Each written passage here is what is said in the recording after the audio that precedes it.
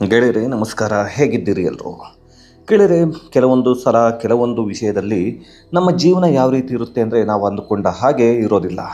ಏಕೆಂದರೆ ಅದರಲ್ಲೂ ಈ ಸೆಲೆಬ್ರಿಟಿಗಳ ಜೀವನ, ಸೆಲೆಬ್ರಿಟಿಗಳನ್ನ ನೋಡಿ ನಾವು ಬದುಕ್ತೇವೆ ಅಂದ್ಕೊಳ್ತಕ್ಕಂಥ ಜನಗಳಿಗೆ ಅವರ ಜೀವನವನ್ನು ನೋಡಿ ಕೆಲವೊಮ್ಮೆ ಏನನ್ನು ಕಲಿಬೇಕು ಅನ್ನೋದೇ ಗೊತ್ತಾಗದೆ ನಮ್ಮ ಜನ ಕೂಡ ಒದ್ದಾಡ್ತಾರೆ.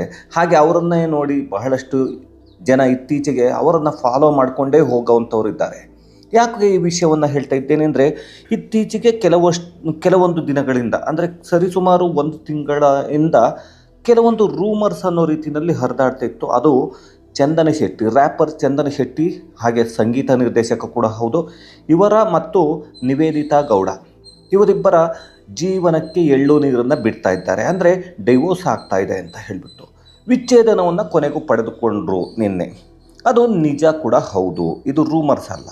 ಎಲ್ಲ ಚಾನಲ್ನಲ್ಲೂ ಬಂದಿದೆ, ಆದರೆ ಈಗ ನನ್ನ ಚಾನಲಲ್ಲಿ ಹಾಕ್ತಾಯಿದ್ದೀವಿ. ಯಾಕೆಂದರೆ ನನ್ನ ಚಾನಲ್ನಲ್ಲಿ ಬರೋದು ಒಂದೇ ವಿಡಿಯೋ. ಹಾಗಾಗಿ ಗೆಳೆಯರು, ಒಂದನ್ನು ತಿಳ್ಕೊಬೇಕಾಗುತ್ತೆ ನಾವು ಮೊದಲಿಗೆ. ಇವರೆಲ್ಲರನ್ನು ನೋಡಿ ನಾವು ಏನನ್ನು ಕಲಿಬೇಕು ಅನ್ನೋದನ್ನು ಒಂದು ಕಡೆಗಿಡೋಣ. ಹಾಗೆಯೇ ಇವರಿಂದ ಕಲಿಯೋದಕ್ಕೆ ನಮಗೆ ಏನಿದೆ ಈ ತರಹದ ಸೆಲೆಬ್ರಿಟಿಗಳಿಂದ ಗೊತ್ತಿಲ್ಲ. ಯಾಕೆಂದರೆ ಎಲ್ಲ ಚಲನಚಿತ್ರ ನಟರು ಹಾಗೆಯೇ ಈ ಸಿನಿಮಾ ರಂಗದಲ್ಲಿ ಇರ್ತಕ್ಕಂಥ ಬಹಳಷ್ಟು ಜನ ಇದೇ ಥರ. ಆದರೆ ಇತ್ತೀಚಿನ ದಿನಗಳಲ್ಲಿ ಅನ್ನೋದು ಬಹಳಷ್ಟು ಬರ್ತಾಯಿದೆ. ಅಂದರೆ ಕಲಾವಿದರು ಅವರು ಸೀರಿಯಲಲ್ಲಿರಲಿ ಹಾಗೆಯೇ ಚಿತ್ರರಂಗದಲ್ಲಿರಲಿ ಅವರು ಈ ರೀತಿಯಾಗಿ ಯಾಕೆ ಆಗ್ತಾ ಇದ್ದಾರೆ ಅನ್ನೋದಕ್ಕೆ ಕೆಲವೊಂದು ವಿಷಯಗಳನ್ನು ಈಗ ನಾವು ಚಂದನ್ ಶೆಟ್ಟಿ ಹಾಗೆ ನಿವೇದಿತಾ ಗೌಡರ ವಿಷಯದಲ್ಲಿ ನೋಡ್ಕೊಂಡು ಬರಬೇಕಾಗತ್ತೆ.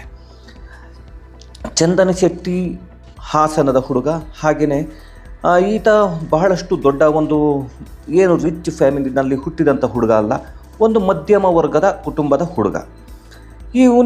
ಈತನಿಗೆ ಸಾವಿರಾರು ಕನಸುಗಳಿತ್ತು, ಏನೇನೋ ಇತ್ತು, ಹಾಗೆಯೇ ಬೆಳಿಬೇಕು ಅನ್ನೋದಿತ್ತು. ಹಾಗೆಯೇ ಈತ ರ್ಯಾಪರ್ ಆಗಿ ಮೊದಲಿಗೆ ಗುರುತಿಸ್ಕೊಡ್ತಾನೆ. ಎಲ್ಲರಿಗೂ ಗೊತ್ತಿದೆ ಅದು ಯಾವ ಸಾಂಗು ಅಂತ, ಅದನ್ನು ನಾನೇನು ಪ್ರತ್ಯೇಕವಾಗಿ ಹೇಳಬೇಕಾಗಿಲ್ಲ. ಅಲ್ಲಿಂದ ಶುರುವಾದಂಥ ಜರ್ನಿ ಈ ಚಂದನ ಶೆಟ್ಟಿಯನ್ನು ತಗೊಂಡು ಬಂದು ಚಂದನ್ ಶೆಟ್ಟಿನ ಒಬ್ಬ ಸಂಗೀತ ನಿರ್ದೇಶಕರಾಗಿ ಇವತ್ತು ನಿಲ್ಲಿಸಿದೆ. ಈ ಚಂದನ ಶೆಟ್ಟಿಗೆ ಸಿಕ್ಕಿದ್ದೇ ನಿವೇದಿತಾ ಗೌಡ. ಈತನ ಪತ್ನಿಯಾಗುವುದಕ್ಕೂ ಮುಂಚೆ ಈಕೆ ಬಿಗ್ ಬಾಸ್ ಸೀಸನ್ 5 ಒಂದು ಕಂಟೆಸ್ಟೆಂಟ್ ಆಗಿ ಬರ್ತಾರೆ. ಈಕೆಯನ್ನು ಸೆಲೆಕ್ಟ್ ಮಾಡಿದ್ದು ಟಿಕ್ಟಾಕ್ನಲ್ಲಿ ಹೆಸರನ್ನು ಮಾಡಿದರು. ಅಂದರೆ ಟಿಕ್ಟಾಕ್ನಲ್ಲಿ ಈಕೆ ಮಾಡಿದ್ದಂಥದ್ದು ಒಂದು ರೀತಿಯಾದ ವಿಭಿನ್ನ ವಿಚಿತ್ರವಾದ ಒಂದು ಕನ್ನಡವನ್ನು ಮಾತಾಡ್ತಕ್ಕಂಥದ್ದು. ಕನ್ನಡ ಬರುತ್ತೆ ಅಂತ ಗೊತ್ತಾಗಲ್ಲ, ಬರಲ್ಲ ಅಂತ ಮಾತಾಡ್ತಾರೆ, ಗೊತ್ತಾಗ್ತಾ ಇರಲಿಲ್ಲ. ಕನ್ನಡ ಮಾತಾಡ್ತಾರೆ ಬರುವಷ್ಟನ್ನು, ಆದರೆ ಅದು ಬೇರೆ ಒಂಥರ ಈ ಇಂಗ್ಲೀಷಿನವರು ಮಾತಾಡ್ತಾ ಹಾಗಿರ್ತಿತ್ತು. ಹಾಗಾಗಿ ಬಿಗ್ ಬಾಸ್ ಸೀಸನ್ 5ಕ್ಕೆ ಸೆಲೆಕ್ಷನ್ ಆಗಿರ್ತಾರೆ. ಚಂದನ್ ಶೆಟ್ಟಿ ಕೂಡ ಅಲ್ಲಿಗೆ ಹೋಗ್ತಾರೆ. ಅಲ್ಲಿ ಇಬ್ಬರು ಇದ್ದಂಥದ್ದು ಬಹಳಷ್ಟು ಜನ ಗಮನಿಸಿದ್ದು ಅಣ್ಣ ತಂಗಿಯ ಹಾಗೆ.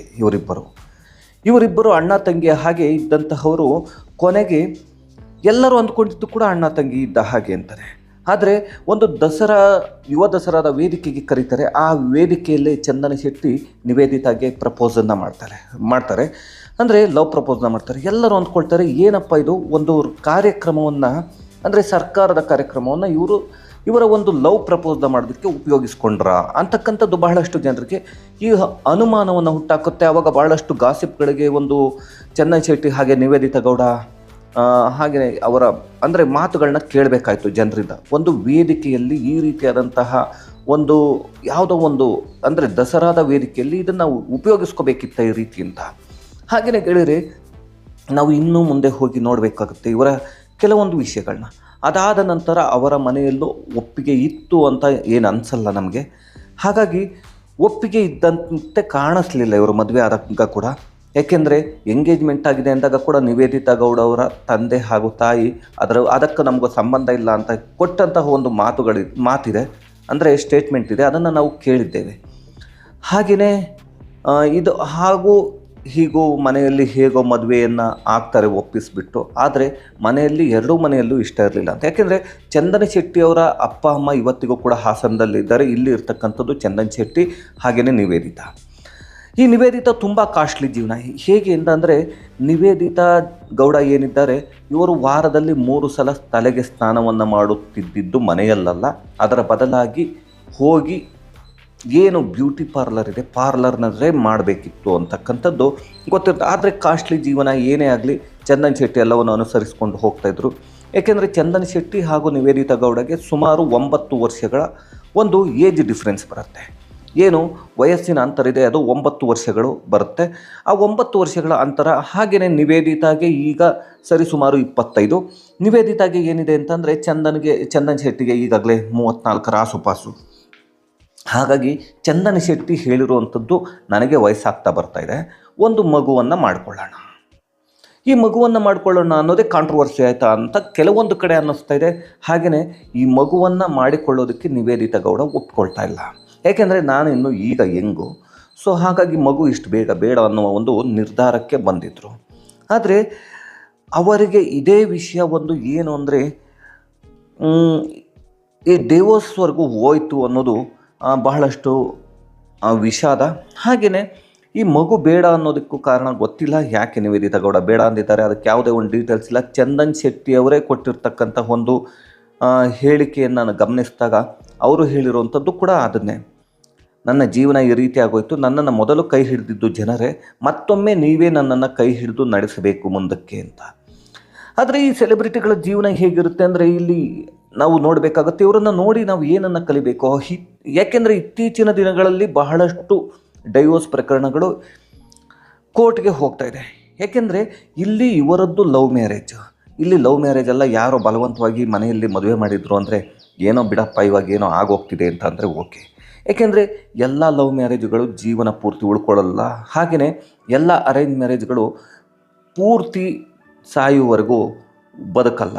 ಹಾಗಾಗಿ ಈ ವಿಷಯವನ್ನು ನಾವು ತಿಳ್ಕೊಬೇಕಾಗತ್ತೆ. ಇದನ್ನು ತಿಳಿದುಕೊಳ್ಳದೆ ಬಹಳಷ್ಟು ಜನರು ಬಹಳಷ್ಟು ಕಾರಣಗಳಿಗೆ ಡಿವೋರ್ಸ್ಗೆ ಹೋಗ್ತಾರೆ.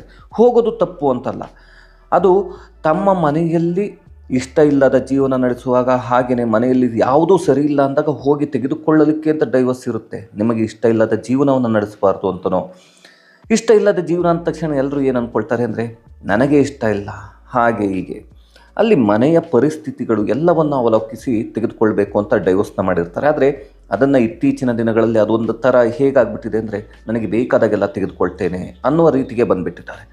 ಇದೆಲ್ಲವನ್ನು ಒಂದೆಡೆ ಇಟ್ಟರೆ ನಮಗೆ ಈಗ ಎಲ್ಲರ ಮುಂದೆ ಇರ್ತಕ್ಕಂಥದ್ದು ಇವರೆಲ್ಲ ಇಷ್ಟು ಕ್ಯೂಟಾಗಿ ಕ್ಯೂಟ್ ಕಪಲ್ ಇದು ಹಾಗೆ ಹೀಗೆ ಅಂತಿದ್ದವರೆಲ್ಲ 9 ವರ್ಷ ಏಜ್ ಡಿಫ್ರೆನ್ಸ್ ಆದರೂ ಇವರು ಯಾಕೆ ಹಾಗಾದರೆ ಡೈವೋರ್ಸನ್ನು ತೊಗೊಂಡ್ರು ಅಂತ. ಯಾಕೆಂದರೆ ಇತ್ತೀಚೆಗೆ ಕಳೆದ ಒಂದು ವಾರದ ಹಿಂದೆ ಅಷ್ಟೇ ಇವರಿಬ್ಬರು ಏನು ಅಭಿನಯಿಸಿರ್ತಕ್ಕಂಥ ಒಂದು ಚಿತ್ರ ಇತ್ತು, ಆ ಚಿತ್ರದ ಒಂದು ಸಮಾರಂಭದಲ್ಲೂ ಕೂಡ ಇಬ್ಬರು ಒಟ್ಟಿಗೆ ಕಾಣಿಸಿಕೊಂಡಿದ್ದರು. ಹಾಗೆ ಅದೇ ವೇದಿಕೆಯಲ್ಲಿ ಒಂದು ಇವರ ವೆಡ್ಡಿಂಗ್ ಆ್ಯನಿವರ್ಸರಿಯನ್ನು ಕೂಡ ಆಚರಿಸ್ಕೊಂಡಿದ್ರು. ಹಾಗೆಯೇ ಮೊನ್ನೆ ಈಗ 4 ದಿನಗಳ ಹಿಂದೆ ಅಷ್ಟೇ ಏನು ಡಾಲಿ ಧನಂಜಯ್ ಅವರ ಒಂದು ಕೋಟಿ ಚಿತ್ರದ ಒಂದು ವೇದಿಕೆಯನ್ನು ಕೂಡ ಇಬ್ಬರು ಒಟ್ಟಿಗೆ ಹಂಚಿಕೊಳ್ತಾರೆ, ಒಟ್ಟಿಗೆ ಹೋಗ್ತಾರೆ, ಒಟ್ಟಿಗೆ ಬರ್ತಾರೆ. ಆದರೆ ಈ ಒಂದು ನಾಟಕದ ಜೀವನ ಎಷ್ಟು ದಿನ ಅನ್ನೋದು ಗೊತ್ತಾಗಲ್ಲ. ಯಾಕೆಂದರೆ ಇವರು ಅಲ್ಲಿಗೆ ಹೋಗೋಷ್ಟರಲ್ಲಿ ಇವರ ಡೈವರ್ಸ್ ತಗೋಬೇಕು ಅನ್ನೋದು ನಿರ್ಧಾರ ಆಗಿರುತ್ತೆ, ಆದರೂ ಒಟ್ಟಿಗೆ ಹೋಗ್ತಾರೆ. ಇನ್ನೂ ನಮಗೆ ಈ ಅನಿಸಿದ್ದು ಕೆಲವೊಂದು ವಿಷಯಗಳೇನೆಂದರೆ ಇವರು ನಿನ್ನೆ ಡೈವರ್ಸ್ ಆದ ನಂತರವೂ ಅಂದರೆ ಗೊತ್ತಿದೆ ಎಲ್ಲರಿಗೂ ಡೈವರ್ಸ್ಗೆ ಹೋದಾಗ ಅಲ್ಲಿ ಏನಿದೆ ನಮ್ಮ ಒಂದು ಶಾಂತಿನಗರದ ಡಬಲ್ ರೋಡ್ನಲ್ಲಿ ಇರ್ತಕ್ಕಂತಹ ಒಂದು ನ್ಯಾಯಾಲಯ ಏನಿದೆ ಅಲ್ಲಿ ಈ ಒಂದು ಫ್ಯಾಮಿಲಿ ಕೋರ್ಟ್ನಲ್ಲಿ ಎಲ್ಲವನ್ನ ಮೊದಲಿಗೆ ಏನಿದೆ ಇವರನ್ನು ಕೂರಿಸಿಬಿಟ್ಟು ಇವರಿಬ್ಬರನ್ನು ಟ್ರೈ ಮಾಡ್ತಾರೆ, ಮಾತಾಡಿಬಿಟ್ಟು ಒಂದು ಮಾಡಲಿಕ್ಕೆ ಆಗಲ್ಲ.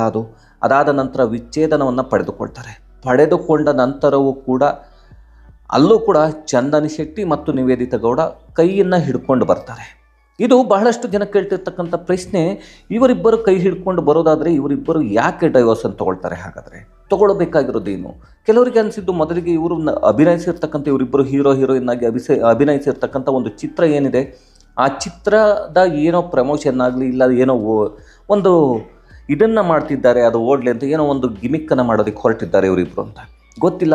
ಆದರೆ ಈಗಾಗಲೇ ನಿವೇದಿತಾ ಗೌಡ ಪಾಸ್ಪೋರ್ಟ್ ಎಲ್ಲ ರೆಡಿ ಮಾಡಿಕೊಂಡು ಏನು ಹೊರದೇಶಕ್ಕೆ ಹೋಗೋದಕ್ಕೆ, ಫಾರಿನ್ಗೆ ಹೋಗೋದಕ್ಕೆ ಈಗಾಗಲೇ ರೆಡಿಯಾಗಿದ್ದಾರೆ. ಅವರು ಫಾರಿನ್ನಲ್ಲೇ ಹೋಗಿ ಉಳ್ಕೊಳ್ತೀನಿ ಅನ್ನುವ ಒಂದು ಮಾತನ್ನು ಕೂಡ ಹೇಳಿದ್ದಾರೆ. ಅದು ಎಷ್ಟರ ಮಟ್ಟಿಗೆ ನಿಜ ಗೊತ್ತಿಲ್ಲ. ಹಾಗಾಗಿ ಈ ತರಹದ ಒಂದು ಸೆಲೆಬ್ರಿಟಿಗಳನ್ನ ನೋಡಿ ಜನರು ಕಲಿಬೇಕಾಗಿರೋದೇನು ನನಗೆ ಗೊತ್ತಿಲ್ಲ. ಇವರೆಲ್ಲರನ್ನ ಫಾಲೋ ಮಾಡ್ತಕ್ಕಂಥವ್ರು ಏನನ್ನು ಇವರಿಂದ ಆದರ್ಶವಾಗಿ ತೆಗೆದುಕೊಳ್ಬೇಕು ಇದು ಕೂಡ ನನಗೆ ಗೊತ್ತಿಲ್ಲ. ಏನಾದರೂ ಈ ಒಂದು ವಿಡಿಯೋವನ್ನು ನೋಡುವವರಿಗೆ ಗೊತ್ತಿದ್ದರೆ ದಯಮಾಡಿ ಈ ಒಂದು ಇವರನ್ನೆಲ್ಲ ನೋಡಿ ಏನನ್ನು ಕಲಿಬೇಕು ಅಂತ ಏನಾದರೂ ಗೊತ್ತಿದ್ದರೆ ದಯಮಾಡಿ ನಮಗೂ ಕೂಡ ತಿಳಿಸಿ. ಒಂದು ಕಮೆಂಟ್ ಬಾಕ್ಸ್ನಲ್ಲಿ ಹಾಕಿ ಏನನ್ನು ಕಲಿಬೇಕು ಇವರ ಇಂತಹವರಿಂದ ಅಂತ ಹೇಳಿಬಿಟ್ಟು ಈ ಒಂದು ವಿಡಿಯೋವನ್ನು ನೋಡಿ